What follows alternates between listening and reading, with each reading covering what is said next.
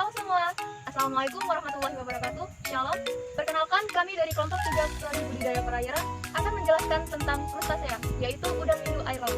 Sebelumnya, perkenalkan, nama saya Dea Rafani Herman, NIM 1930 20 40 60 21. Nama saya Sinawati Dia, NIM 1930 10 40 60 10. Nama saya Grace Nagara Satiporo, NIM 1930 20 40 60 Nama saya Ahmad Iqman, NIM 1930 20 40 60. Nama saya Maya Ramati Tampubulut, NIM 1930 20 40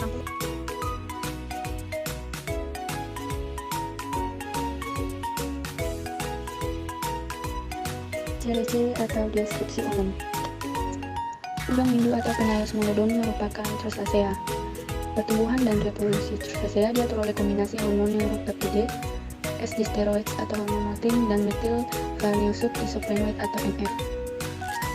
Pertumbuhan pada udang merupakan penambahan protoplasma dan pembelahan sel yang terus-menerus pada waktu ganti kulit. Secara umum dinyatakan bahwa laju pertumbuhan Crustacea merupakan fungsi dan frekuensi ganti kulit dan pertambahan berat badan setiap proses ganti kulit atau molting. Ciri udang mengalami pertumbuhan adalah dengan adanya proses molting atau ganti kulit. Biasanya cara untuk mempercepat proses molting dengan cara ablasi, namun cara ini tidak dapat dilakukan pada benur udang dikarenakan ukuran benur yang masih sangat kecil. Udang memiliki ciri-ciri umum yaitu memiliki tubuh yang berruas-ruas, kaki bersambungan, tubuh terdiri dari kepala, toraks, dan abdomen. Hanya sebagian kecil saja yang terdiri dari udang air tawar, terutama di daerah sekitaran sungai besar dan rawa dekat pantai. Udang air tawar pada umumnya termasuk dalam keluarga Palaemonidae, sehingga para ahli sering menyebutnya sebagai kelompok udang Palaemonid, sedangkan udang laut pada umumnya termasuk dalam keluarga Penaidae yang biasa disebut udang Panaid. Adapun klasifikasi udang hindu atau Penaeus molodon sebagai berikut. Filum Arthropoda, subfilum Mandibulata, kelas Crustacea, subkelas Malacostraca, ordo Decapoda, subordo Natatina, famili Penaidae, genus Penaeus, spesies Penaeus molodon.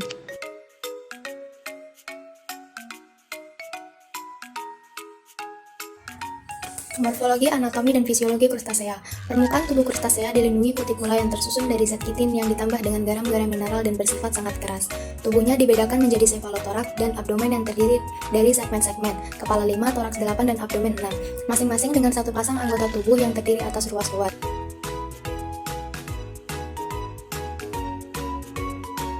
Setiap segmen tubuh dibedakan atas sterkum bagian dorsal, sternum bagian ventral, pleura lateral tubuh. Sefalotorak terdiri atas 13 segmen yang terlindung oleh karapak. Ujung anterior karapak merupakan rostrum, antena dan antenula merupakan struktur indera. Kaki jalan berfungsi untuk bergerak, memegang makanan, dan membersihkan tubuhnya. Kaki renang sebagai alat renang, respirasi, dan pembawa telur pada hewan betina.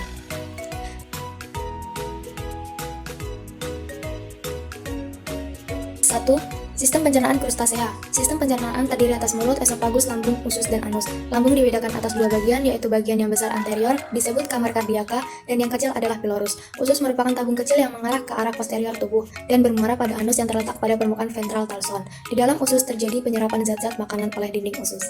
2. Sistem sirkulasi Crustacea. Alat peredaran terdiri atas darah dan pembuluh darah. Darah terdiri atas cairan darah yang hampir tidak berwarna, dan korpuskula darah atau amebosit yang berupa sel-sel ameboid. Fungsi darah yaitu mengangkut material makanan dari satu bagian tubuh ke bagian yang lain, mengangkut oksigen dari insang menuju jaringan-jaringan tubuh, mengangkut CO2 menuju ke insang, dan mengangkut urea menuju alat ekskresi. 3. Sistem respirasi Crustacea. Di antara bagian lateral karapak dan dinding badan terdapat rongga-rongga atau kamar-kamar yang berisi insang, dan bagian ventral kamar tersebut terbuka. Insang merupakan penjuluran dinding badan yang berbentuk bulu dan mengandung pembuluh darah. Scaphognatid, bagian berbentuk sadel, dari maksila bergerak ke depan dan ke belakang menarik air yang kaya oksigen menuju ke filamen insang. 4. Sistem ekskresi Crustacea. Alat ekskresi berupa sepasang bangunan yang lebar disebut kelenjar hijau, terletak di bagian bawah kepala anterior esofagus. Setiap kelenjar terdiri atas bagian glandular berwarna hijau. Vesika urinaria terbentuk dari dilatasi dinding yang tipis dan saluran bermuara keluar melalui suatu pori terletak di bagian ventral pada segmen basal antena. Fungsi kelenjar hijau adalah membuang sisa metabolisme tubuh. 5. Sistem saraf Crustacea. Sistem saraf udang mirip cacing tanah, tetapi relatif lebih besar. Sistem saraf terdiri atas ganglion supraesofageal yang bercabang ke saraf-saraf mata, antenula, dan antena. Sepasang saraf penghubung yang berhubungan dengan ganglion subesofageal yang terletak di belakang mulut bagian ventral. 6. Sistem reproduksi Crustacea. Udang bersifat dioecious yang betina memiliki abdomen yang lebih besar dibandingkan yang jantan. Alat reproduksi udang jantan terdiri atas sepasang testis, sepasang vas deferens, dan sepasang vesicula seminalis. Alat reproduksi udang betina terdiri atas sepasang ovali dan sepasang ovidum. Pembuahan terjadi di luar tubuh. Ketika musim reproduksi, udang jantan dan udang betina mengadakan kopulasi. Pada saat kopulasi, spermatozoa akan ditampung dalam penampung sperma. Kemudian kedua hewan berpisah. Beberapa hari kemudian, udang betina membersihkan daerah abdomennya dengan menggunakan kaki renaknya. Kemudian udang betina membalikkan tubuhnya, melipat tubuh, dan keluarlah sekresi berupa lendir yang menyelimuti kaki renang. Opung akan keluar dari opiduk sekitar 200-400 buah dan akan dibuahi oleh spermatozoa yang dikeluar dari kantong penampung spermatozoa. Telur akan melekat pada kaki renak sampai menetas. 7.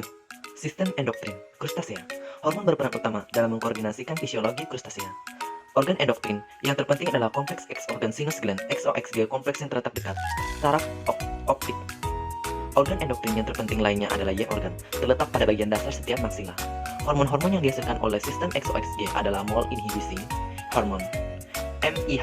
Tersebut akan merintangi terjadinya molting dengan menghambat sekresi ecdison dari organ Y.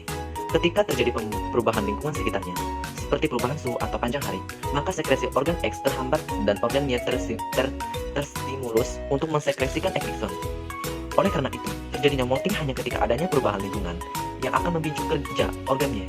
Kompleks XOXG juga mensekresikan hormon yang berfungsi mengontrol kromatofor sehingga memungkinkan hewan mengubah warna kulitnya.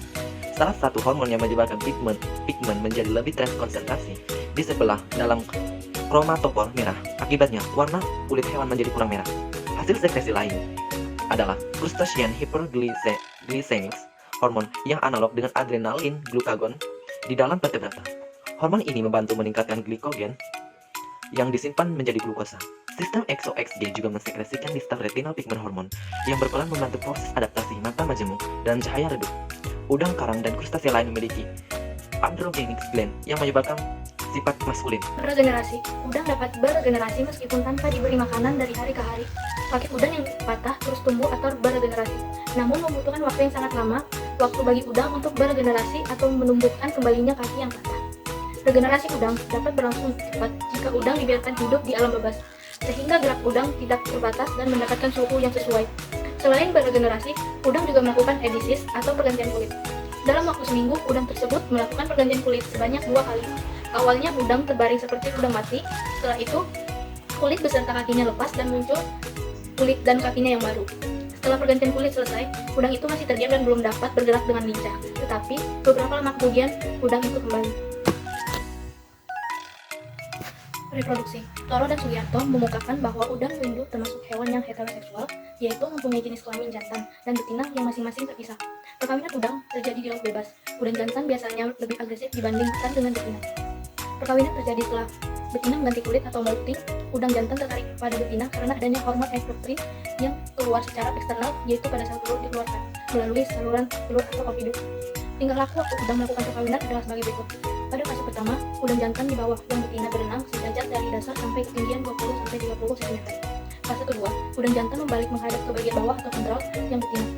Fase ketiga, kemudian udang jantan mengembalikan tubuhnya lagi secara tegak lurus terhadap tubuh udang betina dan melengkungkan tubuhnya yang melingkar pada betina dengan kepala dan ekornya secara serentak bertemu dan menjepit tubuh udang betina dengan erat. Kemudian melepaskan diri dari udang betina dan berenang menjauh. Perkembangan dan gabungan bagian ventral sampai pada menyentarkan kepala dan ekornya berlangsung secara cepat. Hanya memerlukan waktu beberapa detik saja. Keseluruhan proses awal sampai akhir berlangsung 0,5 sampai 3,0 jam. Tadi telah dikemukakan bahwa perkawinan udang berlangsung pada malam hari setelah udang betina ganti kulit atau molting. Taksonomi udang windu, Phylum Anthropoda, Subphylum Crustacea, kelas Malacostraca, suborder Eucarida, ordo Decapoda, subordo Natantia, superfamily Panaoidae, family Panaoidae, genus Paneus atau Lithopeneus, spesies Paneus Manodon. Peran atau nilai ekonomis. Udang windu mempunyai nilai ekonomis yang lebih tinggi bila dibandingkan dengan jenis udang lainnya, sehingga di samping untuk konsumsi dalam negeri, udang windu mempunyai peran penting dalam peroleh devisa negara. Udang windu juga sebagai sumber protein. Udang windu mempunyai peran yang besar dalam pemenuhan protein hewani asal ikan karena nilai gizinya yang tinggi.